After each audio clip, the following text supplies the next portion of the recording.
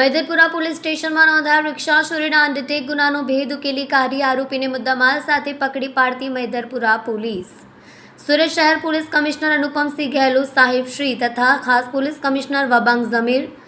Sector 1 નાયબ police commissioner Pinakin Parmar, zone 3 અને મદદનીશ police commissioner R Ahir, E division નાઓની સૂચનાથી પોલીસ ઇન્સ્પેક્ટર એમ ચૌહાણ અને પોલીસ ઇન્સ્પેક્ટર યુ જોશીના માર્ગદર્શન હેઠળ અપડત ગુનાઓ શોધી કાઢવા માટે surveillance police sub inspector HR Chaudhari નાઓની રાહબરી હેઠળ સર્વેલન્સ સ્ટાફના માણસો પેટ્રોલિંગમાં હતા. તે દરમિયાન assistant head constable Pratapsinh Bhikhubhai, assistant police constable Mahavirsinh, Aniruddhsinh નાઓને હ્યુમન સોર્સ અને પોકેટ કોપ મોબાઈલ ફોનને આધારે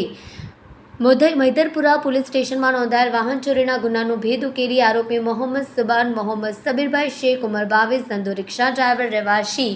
નહેરુનગર, ઝુંપડપટ્ટી, ફુલવાડી ખાડામાં, શાબરીનગરની બાજુમાં, ચોક બજાર, સુરતના અને મુદ્દામાલ સાથે પકડી પાડી ઉત્કૃષ્ટ અને પ્રશંસનીય કામગીરી કરી છે.